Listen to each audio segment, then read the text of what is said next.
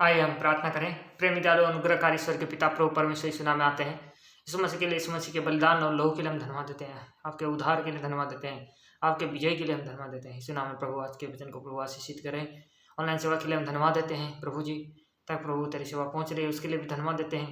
यीशु नाम में प्रभु परमेश्वर, आपका सामर्थ कार्य करे पिता परमेश्वर, आपका आत्मा कार्य करे पिता परमेश्वर। यीशु नाम में आते हैं, आमीन। आइए आज हम देखने जा रहे हैं इंजीनियरिंग के विषय में। इंजीनियरिंग के विषय में हम पढ़ते हैं, जो पढ़ रहे भी हैं, जो स्टूडेंट्स हैं या फिर जो इसे जैसे काम कर रहे भी हैं। हम देखते हैं कि इंजीनियरिंग के विषय में मैं इतना ही बताना चाहता हूँ आज कि एक प्रभु यीशु मसीह जो हमें बताया, प्रभु यीशु मसीह के वचन के आधार पर एक प्रभु यीशु मसीह ने हमें अंतिम दिनों में चेतावनी के रूप में बहुत सारी बातें हमें बताई है। खासकर 3:6 के विषय में बताया है और इसी तरह से 6:6 के बारे में बताया है। आने वाला एंटीक्राइस्ट के बारे में बताया। हमें प्रकाशित वाक्य में सारी बातों को अच्छे से बताया गया है, लेकिन उससे हम कई सारे लोग जो हैं वचन को नहीं जानने के कारण कई बार हम अज्ञानता में हैं। तो इंजीनियरिंग के बारे में बोल रहा था। इंजीनियरिंग जो ये है विषय है, पहले हमें इंट्रोड्यूस किया गया मैकेनिकल इंजीनियरिंग। मैकेनिकल इंजीनियरिंग लोगों को लाया गया, मैकेनिकल चीज़ों को लाया गया। मैकेनिकल चीज़ें जैसे आज भी मैकेनिकल चीज़ें यूज होती हैं गाड़ी के लिए, बाइक्स के लिए और भी बहुत सारी ऐसी चीज़ों के लिए जो मैकेनिकल जो चीज़ें हैं, मशीनों के द्वारा काम करना। मशीनों के द्वारा काम करना ये पहले इंट्रोड्यूसन किया गया, ये नहीं था, लेकिन इसके द्वारा इंट्रोड्यूसन किया गया और मैकेनिकल इंजीनियरिंग लाया गया। लोग मैकेनिकल काम करने लगे, लोग मैकेनिकल की पढ़ाई भी किए और लोग जैसे शहरों की ओर जाने लगे। उसके बाद हम देखते हैं कि मैकेनिकल इंजीनियरिंग के बाद हम देखते हैं कैसे एक क्रांति आया, बोलते इलेक्ट्रिकल इंजीनियरिंग लाया गया। फिर आया इलेक्ट्रिकल इंजीनियरिंग, विद्युतिक इंजीनियरिंग जो आया, इलेक्ट्रिकल इंजीनियरिंग। तो हर मैकेनिकल चीज़ अब कैसे इंसान तो करते थे पहले, फैक्ट्रीज में काम करते थे पहले, उसके बाद अब देखिए इलेक्ट्रिकल जब इंजीनियर है, हर विषय में आप इलेक्ट्रिक अब देख सकते हैं। आज भी आप देख सकते हैं कि हर जगह क्या है, इलेक्ट्रिकल है। लाइट लगाया गया, फैन भी चलाया जा रहा है, मशीनें चलाई जा रही हैं, बहुत सारी चीज़ें अब सब कुछ जैसे कि मैंने इलेक्ट्रिक की वजह से बहुत सारे लोगों की अब ज़रूरत नहीं पड़ रही है, ज़्यादातर अब लोगों की ज़रूरत नहीं पड़ रही है। और जो इलेक्ट्रिकल जो है वजह से मैकेनिकल इंजीनियरिंग जो है इलेक्ट्रिकल आकर के एक इलेक्ट्रॉनिक्स इंजीनियरिंग में अब चला गया। इलेक्ट्रिकल इंजीनियरिंग के साथ साथ यहाँ पर एक इलेक्ट्रॉनिक्स इंजीनियरिंग भी काम किया और इसी तरह से जो है लोगों ने इस चीज़ को भी अपनाया, हम देखते हैं। और आखिरी जो है एक सॉफ्टवेयर इंजीनियरिंग। सॉफ्टवेयर इंजीनियरिंग हम देखते हैं कि सब कुछ अब सॉफ्टवेयर होता चला जा रहा है। सब कुछ जैसे कि ऐप्स हो जा रहा है, जैसे कि हम गूगल्स देख रहे हैं या फिर यूट्यूब यूज कर रहे हैं और जो भी है फेसबुक है, और हर एक मैंने डाटा को हम लोग दे रहे हैं या बोल रहे हैं, जो भी अपने बातों को हम इंटरनेट में हम छोड़ रहे हैं। इंटरनेट एक्चुअली में कहा जाएगा तो मैंने सॉफ्टवेयर इंजीनियर जो इंटरनेट के साथ जुड़ा हुआ है। इस तरीके से एक इंजीनियरिंग को लाया गया है। ये 3 इंजीनियरिंग के विषय में पहले कैसे मैकेनिकल इंजीनियरिंग करके आपको लाया गया, उसके बाद आपको किसी तरह से इलेक्ट्रिकल इंजीनियरिंग करके आपको सुख सुविधा देंगे, लाइट देंगे, फैन देंगे, बहुत सारी ऐसी सुख सुविधा आई। उसका इलेक्ट्रिकल इंजीनियरिंग आया और अभी भी वो बढ़ रहा है। अभी इलेक्ट्रिकल कार्स भी आ रहे हैं, इलेक्ट्रिकल बाइक्स भी आ रहे हैं, इलेक्ट्रिकल सब चीज़ इलेक्ट्रिकल होता जा रहा है। इसी तरह से बहुत सारी मशीनें अब इलेक्ट्रॉनिक्स चीज़ें आ रही हैं और इसी तरह से हम देखते हैं कि उसके साथ अब आ रहा है सॉफ्टवेयर इंजीनियरिंग। हर सब चीज़ सॉफ्टवेयर बनाया जा रहा है। आपका हर किसी का आईडी बनाया गया, पहले आधार कार्ड बनाया गया, उससे आपके हाथ का भी आपका छाप ले लिया गया, आंखों का भी रेटिना आपको ले लिया गया और ये एक आधार कार्ड आपका बन गया। ये भी एक डिजिटल बना दिया गया। पहले आपको कार्ड के रूप में दिया गया, लेकिन बाद में इसको अब डिजिटल बना दिया गया है। अब बोलते हैं हम डिजिटल करना है, सब कुछ अब डिजिटल करने के चक्कर में है, सब चीज़ें अब डिजिटल हो रही हैं। पहले कार्ड बनाएगा अब डिजिटल, वैसे स्कूल में भी अपार आईडी के नाम पर वो भी एक डिजिटल फॉर्म में आपको ये किया जा रहा है। तो ऐसे करते करते आपको डिजिटल में एंटर किया जा रहा है, आपको डिजिटल बनाया जा रहा है, हर विषय को डिजिटल में डाला जा रहा है। इंसान को एक बदला जा रहा है, इंसान को एक इंसान रहने ही नहीं दिया जा रहा है। इंसान के अंदर नैनो पार्टिकल्स डाले जा रहे हैं इंजेक्शंस के द्वारा। इंजेक्शंस के द्वारा आपको डाले जा रहे हैं वायरस के नाम पर कि वायरस हो रहा है, ये हो रहा है, और नैनो पार्टिकल्स डाले जा रहे हैं। और ये जो नैनो पार्टिकल्स हैं जो हैं डीएनए को बदल रहे हैं, डीएनए को खराब कर रहे हैं, इंसानी लोगों को बदल रहे हैं। ये बहुत खतरनाक चीज़ है। वाईफाई के थ्रू ये डेंजर चीज़ है। ये 5G टेक्नोलॉजी के थ्रू ये बहुत बड़ा डेंजर चीज़ है और ऐसा किया जा रहा है। और ये इस सब के पीछे शैतान है, इस सब के पीछे एक शैतानी एजेंडा है और जो कि काम कर रहा है। और इस एजेंडा से जो बहुत सारे लोग अज्ञात हैं और बहुत सारे लोग इसको जानना नहीं चाहते, सुनना नहीं चाहते, और इसके विषय में बोलने से भी कोई सुनता ही नहीं है, तो लोग इससे फ़र्क नहीं पड़ता। यदि फ़र्क पड़ता तो लोग अटैक करते, लेकिन यदि फ़र्क नहीं पड़ता है तो उससे कोई नहीं इतना ही करता। जो भी उनके खिलाफ बोलता है, एक्सपोज करता है, उसे किसी ना किसी रीति से उसे अटैक किया जाता है, उसे मार दिया जाता है यदि उसका प्रभाव ऐसा हो। यदि प्रभाव नहीं हो तो उसको कुछ नहीं किया जाता। सो ये शत्रु की एक तरीके से युक्ति है। यीशु का लहू सबके ऊपर आए जो ये वीडियो सुनते हैं और उनको सबको बचाए, हम सबको बचाए।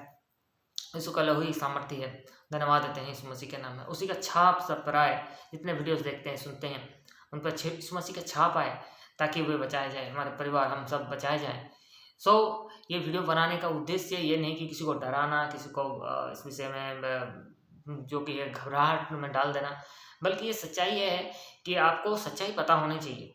सच्चाई बताते हैं कि ये आपके इच्छा के अनुसार आप ले रहे हैं, बोला जा रहा है, लेकिन एक्चुअली में ज़बरदस्ती किया जा रहा है। लगातार बहुत सारी जगह ज़बरदस्ती हो रही है और नाइंसाफ़ी हो रही है, और नाइंसाफ़ी से काम किया जा रहा है क्योंकि पैसे लेके ये लोग काम कर रहे हैं और इस तरीके से ज़बरदस्ती कर रहे हैं, जबकि ऐसे ज़बरदस्ती नहीं करनी चाहिए। हर तरह से ज़बरदस्ती नहीं है। इनके कागज़ जो भी डॉक्यूमेंट्स हैं वहाँ पर कहीं पर भी ऐसा नहीं लिखा है कि आप ज़बरदस्ती ये काम कीजिए। ज़बरदस्ती आप नहीं कर सकते। आपका एक कानून है, आपका एक राइट्स है, और उस राइट्स के हिसाब से, लॉ के हिसाब से कि आपके साथ ज़बरदस्ती नहीं की जा सकती। आपके शरीर के साथ कोई भी छेड़खानी नहीं की जा सकती, आपके साथ कोई भी ज़बरदस्ती नहीं की जा सकती। और वो लोग लिख के भी देते हैं कि हाँ ना, हम ज़बरदस्ती नहीं कर रहे हैं, लेकिन एक्चुअली में वो लोग ऐसे सिस्टम को लाते हैं, ऐसे ये को करते हैं ताकि वो ज़बरदस्ती ही दिखता ही है और होता भी है। स्कूल में भी ऐसे किया जा रहा है इन दिनों में। ये सारी चीज़ें अलग अलग है चीज़ें। महिलाओं को भी एक बना दिया गया है, उनके लिए भी एक अकाउंट खोल करके उनको भी पैसे दिए जा रहे हैं। इस तरीके से जो चीज़ें हैं जो लगातार आपको एक तरीके से डिजिटल आईडी की ओर या डिजिटल की ओर आपको लिया जा रहा है, सॉफ्टवेयर आपको बनाया जा रहा है। इंसान को इंसान रहने ही नहीं दिया जा रहा है। एक इंसानों को कैसे बर्बाद करना है, इंसानों को कैसे तबाह करना है, इंसानों को कैसे गुलाम में लाना है, इंसान की सारी पीढ़ी को कैसे मिटा करके और एक नई पीढ़ी को यदि है तो उसको भी ऐसा बनाना है कि वो गुलाम रहे। एक नई पीढ़ी जो हो गुलाम रहे और पुरानी पीढ़ी कैसे ख़त्म हो जाए और नई पीढ़ी गुलाम रहे और उनके हिसाब से चले, उन हिसाब से सब करे।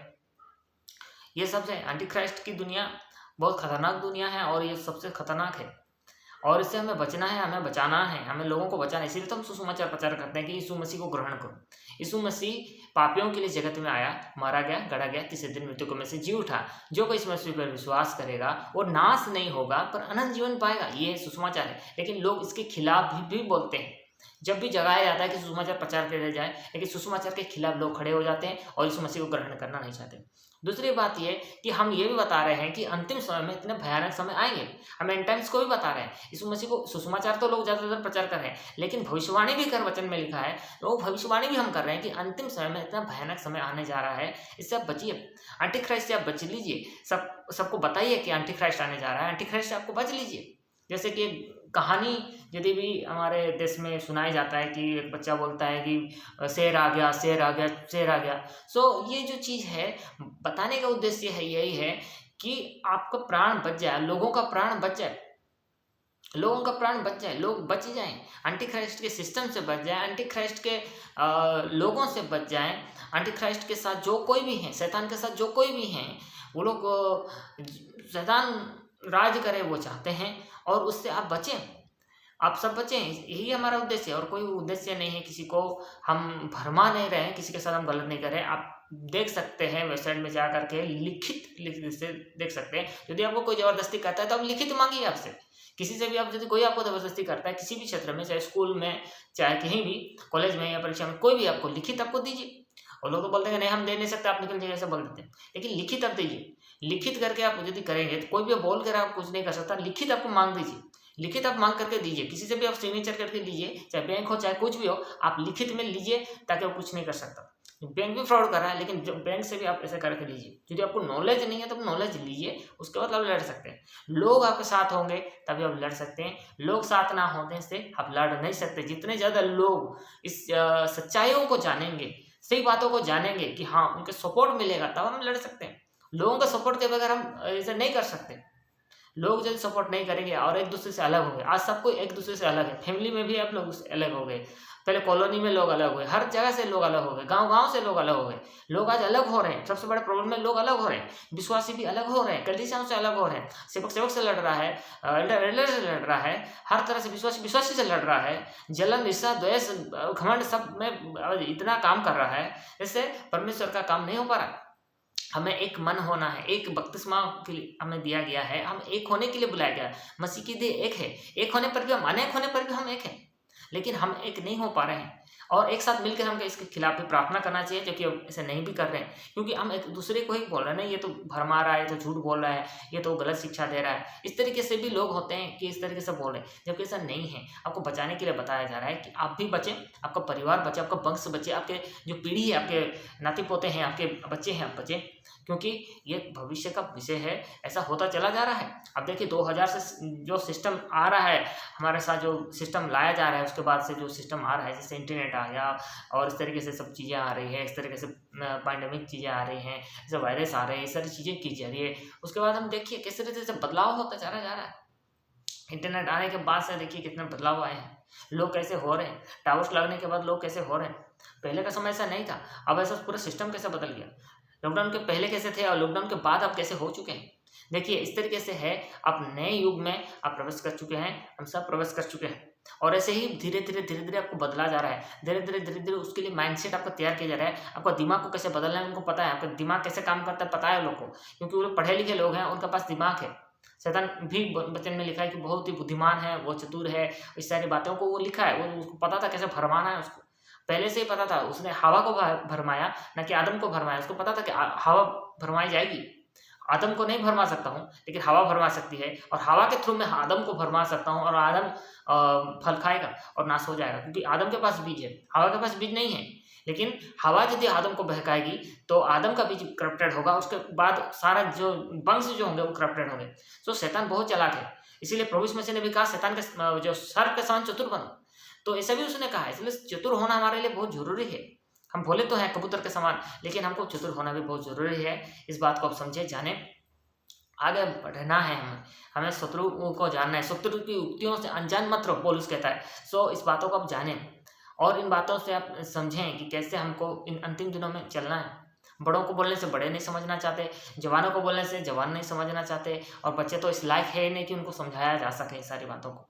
तो इस तरीके से जो परिस्थितियाँ हैं, इन बातों को आप देखिए, आसपास ऐसी सारी चीज़ें हो रही हैं।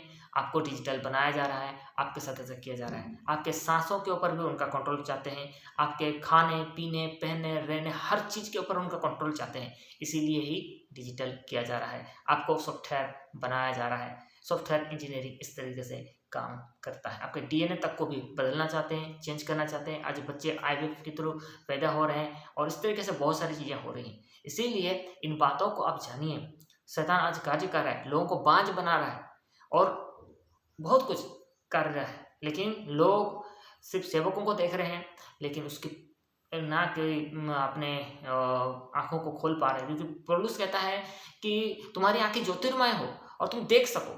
हाँ, आपकी आँखें ज्योतिर्मय होनी चाहिए, तब आप देख सकते हैं। उधार पाने के बाद आप कुछ चीज़ें देख सके, परमेश्वर के राज को आप देख सके। नए सिरे से जो ना जन्मा है वो परमेश्वर के राज्य को देख नहीं सकता। ये भी प्रभु मसीह ने सिखाया, और इसी तरह से पौलुस ने भी कहता है, जब तक तुम देखोगे नहीं तो आपको पता ही नहीं चलेगा कि क्या है। एक स्पिरिचुअल आँख है, आपकी अंदरूनी आँख है, जिसको आपको खोलना बहुत ज़रूरी है, जिसके थ्रू आप देख सकते हैं, बहुत कुछ देख सकते हैं। जब तक आप स्पिरिचुअल रीति से अब नहीं खुलेगा, आप इस सारी बातों को नहीं समझ सकते, देख नहीं सकते हैं। इसीलिए हम प्रार्थना करते हैं कि इन बातों को आप हल्के में ना लें, आने वाले समय को जाने पहचाने, जैसे कि दानियल के समय में हम पढ़ते हैं। और इसी तरह से प्रभु हम बताया है वचन के द्वारा यशायाह के बारे में, यिर्मयाह के बारे में, एजेकियेल के बारे में और ऐसे भविष्यवक्ताओं के बारे में खासकर किताबों के द्वारा हमें बताया है कि भविष्यवक्ता कैसे भविष्यवाणी करते थे और लोग उस समय को पहचानते नहीं थे कि ऐसे भविष्यवाणियाँ हो रही हैं और भविष्यवाणी के अनुसार हमको कैसे चलना है ताकि हम बच जा सकें। बचने का एक ही तरीका है, भविष्यवाणी को तुच्छ ना समझो, भविष्यवाणियों को तुच्छ मत समझो। चाहे भविष्यवक्ता चमत्कारी करता हो, चाहे चमत्कारी नहीं करता हो, लेकिन वो भविष्यवक्ता भविष्यवाणी जो कर रहा है उसको सीरियस लेना जरूरी है। फैक्ट्स को चेक करना जरूरी है, वचन के अनुसार चेक करिए। और यदि आपको ऐसा नहीं लगता कि वचन के अनुसार ये है तो फिर बिल्कुल भी आप मत देखिए, लेकिन यदि वचन के अनुसार आप है तो देखिए। इन बातों को जानना बहुत ज़रूरी है। अंतिम समय में भयानक समय आएगा, प्रभु यीशु मसीह ने बताया था, इसीलिए आपको बताया जा रहा है। आपको तैयार होना बहुत ज़रूरी है, लोगों का मन फिराव होना बहुत ज़रूरी है, प्रार्थना में आना बहुत ज़रूरी है और तैयार होना। ज्यों दिन को आते देखो, वचन में लिखा है, और भी अधिक मिलना ना छोड़ो, प्रार्थना में लगे रहो और जागते रहो। ये बहुत ज़्यादा वचन में लिखा है, लेकिन लोग आज जागना नहीं चाहते, सो ही रहना चाहते हैं। इन बातों से हमें मत जगाओ भी बोलते हैं। इसीलिए आइए हम प्रार्थना करते हैं ताकि अब जागें, इन समयों को पहचानें। यीशु मसीह के नाम में आइए हम प्रार्थना करें। प्रेम दयालु उनका ईश्वर के पिता परमेश्वर, धन्यवाद देते हैं प्रभु जी, यीशु नाम में आते हैं। इस मसीह के लिए बलिदान लोगों के लिए धन्यवाद देते हैं। आपने हमें बताया प्रभु परमेश्वर, दया कीजिए पिता परमेश्वर, आने वाले खतरों से प्रभु बचाइए, एंड टाइम से प्रभु बचाइए, शत्रु से प्रभु बचाइए, एंटीक्राइस्ट से प्रभु बचाइए, हर प्रकार के शत्रुओं की युक्तियों से प्रभु बचाइए। उसके लिए प्रार्थना करते हैं शैतान के संतान जो प्रभु शैतान के लिए काम कर रहे हैं, एंटीक्राइस्ट के लोग जो प्रभु एंटीक्राइस्ट के लिए काम कर रहे हैं, सब प्रभु जय दीजिए। उसके लिए हम प्रार्थना करते हैं पिता परमेश्वर, सारे शक्तियाँ कार्यों को प्रभु आप ही नाश कीजिए पिता परमेश्वर। हाँ पिता परमेश्वर, बच्चों के लिए बचाइए प्रभु परमेश्वर, जवानों को बचाइए परमेश्वर, परिवारों को बचाइए पिता परमेश्वर, सेवकों को बचाइए पिता परमेश्वर, लोगों की आंखों को खोलिए पिता परमेश्वर, ताकि लोग देख सके, जान सके, पहचान सके पिता परमेश्वर। आपने कहा प्रभु परमेश्वर आंखें खुल जाएंगी प्रभु परमेश्वर, अब अपना आत्मा को उंडेलेगा परमेश्वर। तूने कहा अंतिम दिनों में प्रभु परमेश्वर, हाँ प्रभु जीवल की किताब के अनुसार प्रभु परमेश्वर हम तेरे आत्मा को मांगते हैं पिता परमेश्वर, ताकि हर एक प्रभु परमेश्वर हो तेरे उनके आंखें खुल जाए पिता परमेश्वर। क्या करे पिता परमेश्वर, आपके लोग बचाए जाए पिता परमेश्वर, आपके मसीह लोग बचाए जाए पिता परमेश्वर, उद्धार पाए हुए लोग बचाए जाए पिता परमेश्वर। प्रार्थना करते प्रभु परमेश्वर, हम बचाइए पिता परमेश्वर, आपका उद्धार को प्रभु प्रकट कर दीजिए पिता परमेश्वर। आप ही बचाने में सामर्थ्य बलवंत है पिता परमेश्वर, आपके हाथ छोटा नहीं हो गया कि उद्धार ना कर सके पिता परमेश्वर। धन्यवाद देते पिता परमेश्वर, आपके लिए सब कुछ संभव है, इसके लिए हम धन्यवाद देते पिता परमेश्वर। आप ये कर चुके इस मसीह के सामर्थ्य नाम है, आप हमारे उद्धारकर्ता और प्रभु यीशु है। यीशु मसीह के नाम में हम मांगते सुने ग्रहण कीजिए, आमीन।